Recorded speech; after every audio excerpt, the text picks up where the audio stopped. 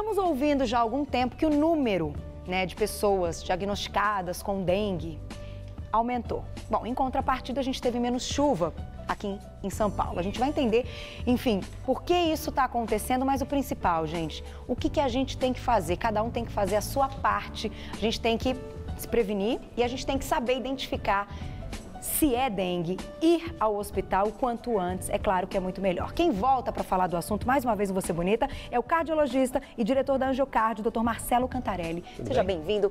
Prazer recebê-lo mais uma vez. Fique à vontade. Doutor, assunto sério, assunto preocupante, né? Eu acho que para quem tem filho, mais ainda, depois que eu tive neném, eu fiquei mais apavorada, né, com essas coisas. Porque quando a gente fala, se acontece com a gente, né, e tal, mas e com a criança? É uma coisa que assusta um pouco mais.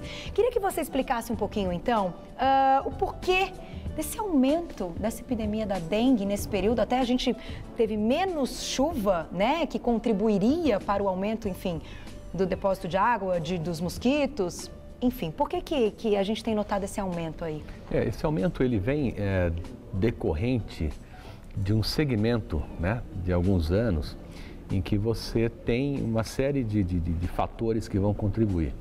Então, o calor, apesar de você não ter chuva, você tem armazenamento de água, né, e a falta de cuidado em recipientes que acumulam água e a pessoa não percebe.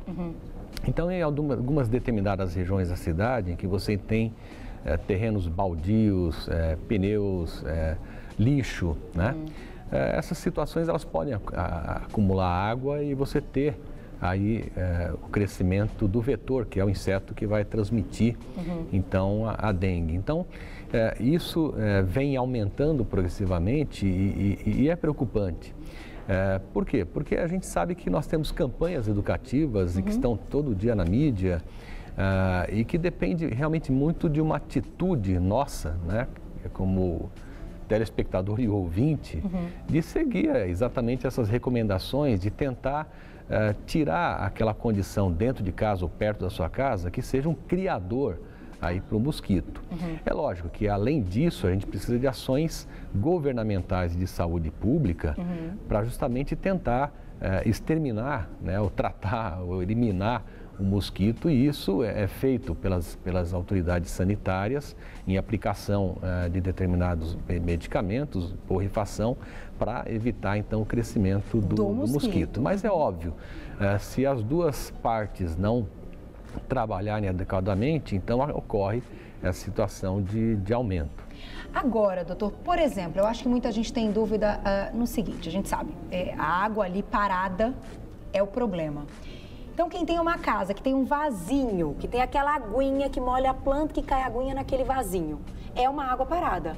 Pode ser, enfim, uma oportunidade para o mosquito. Pode ser. Por isso que a orientação é que você molhe a planta e que você tire aquele excesso que fica acumulado sempre.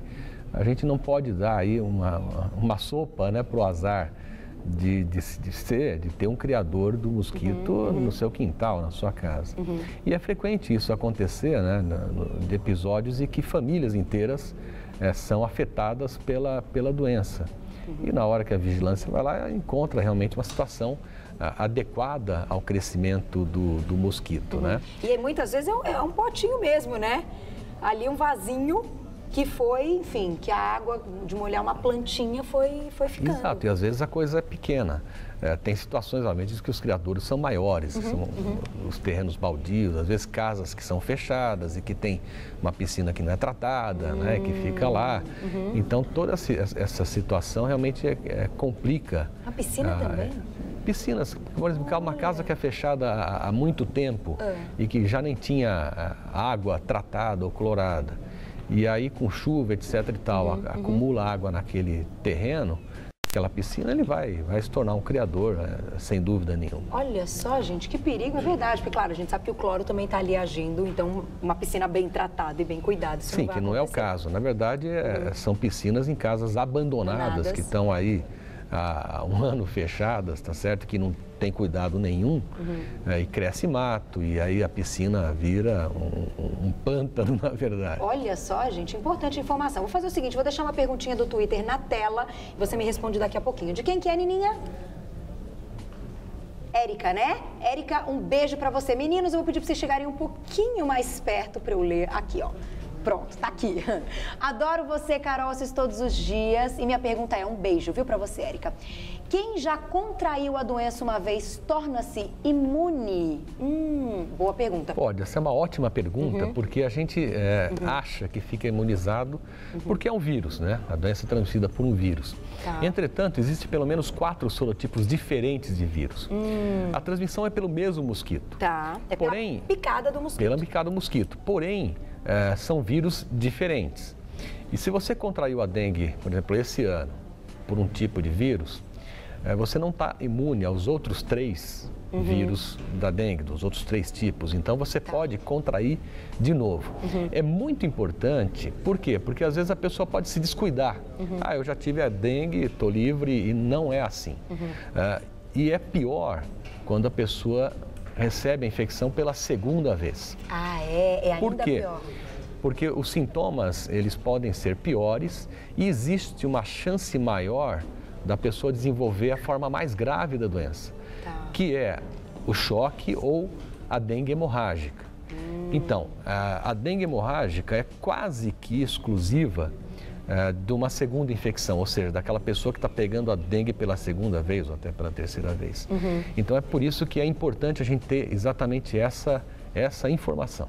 Agora, para a gente saber os sintomas, eu vou te perguntar, mas o Mar está aqui no estúdio? Marcelo, nosso contra-regra? Mar, vem cá.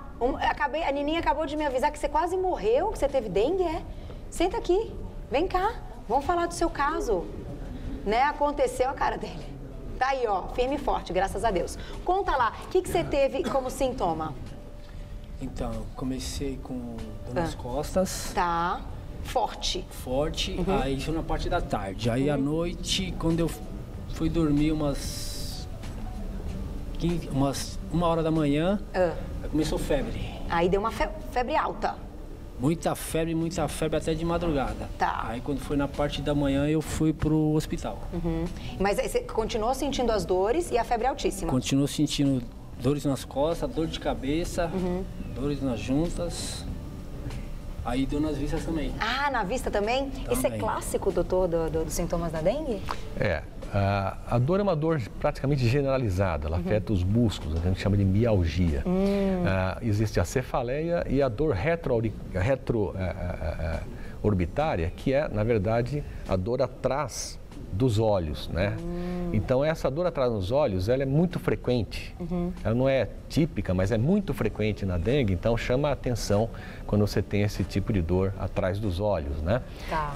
É importante salientar que esses sintomas, eles são autolimitados. Então, no máximo, em uma semana, vai melhorar, vão passar esses sintomas. E o que é importante nesse período é exatamente avaliar se você vai ter ou não a forma mais grave da doença. Que a forma mais grave afeta a coagulação sanguínea, levando à hemorragia.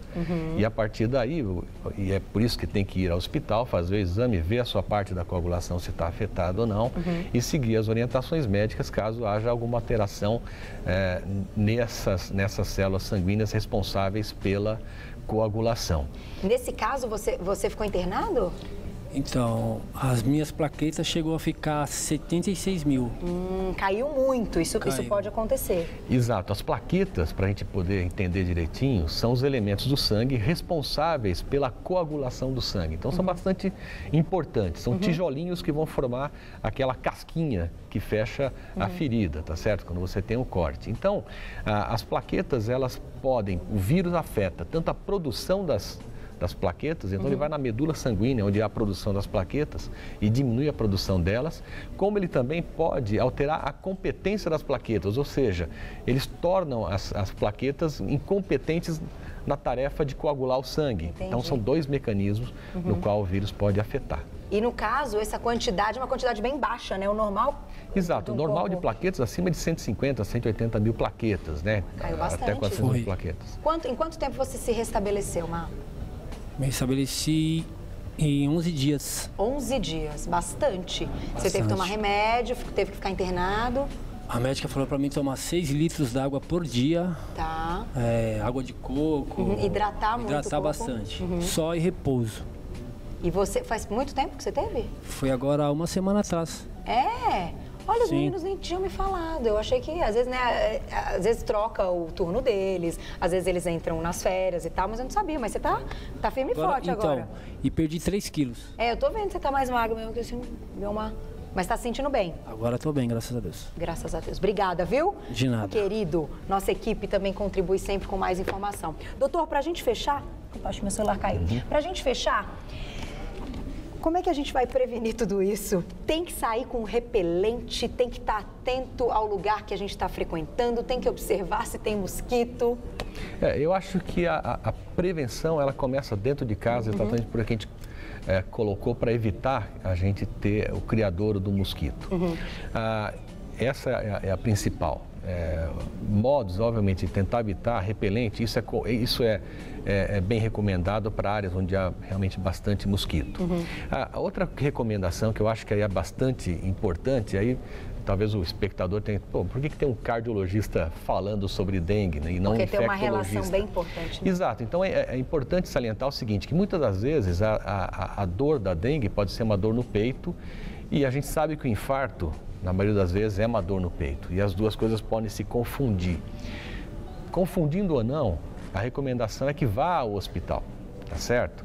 Para determinar o que é essa dor no peito. Se for infarto, é importantíssimo, porque quanto mais rápido você tratar o infarto, mais a chance de sobreviver a ele. A outra situação é que os sintomas da dengue, quer dizer, o vírus da dengue, ele pode também afetar o coração. Em 16% das pessoas que têm dengue, elas têm um quadro chamado miocardite, que é uma inflamação do músculo cardíaco, que pode levar a algumas arritmias e que pode levar até um funcionamento mais diminuído do coração. E isso aumenta quando a pessoa tem uma dengue hemorrágica. 70% das pessoas que têm dengue hemorrágica tem a miocardite, essa inflamação do coração, e que pode também dar dor no peito. Então é importante a gente conhecer essas nuances da dengue para a gente saber que o importante é a prevenção e procurar o rápido atendimento. Isso é o mais importante, né? Sim, sem dúvida. Assim como o Marcelo, que a gente acabou de contar aqui, procurou ajuda, demorou um tempo, 11 dias.